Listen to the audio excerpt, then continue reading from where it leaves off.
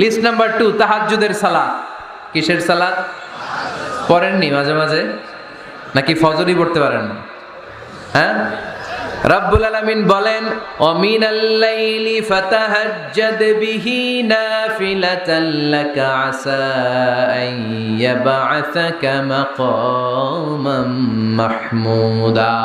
রাত্রিবেলায় যে ব্যক্তি তাহাজ্জুদের সালাত আদায় করবে তার মর্যাদা বাড়িয়ে দেয় কে? এই যে এপ্রিল মাসে রমাদান আসতেছে না, রমজানে সাহরি খাওয়ার সময় আপনারা তাহাজ্জুদ করে নেবেন ফজরের আগ দিয়ে, পারা যাবে না?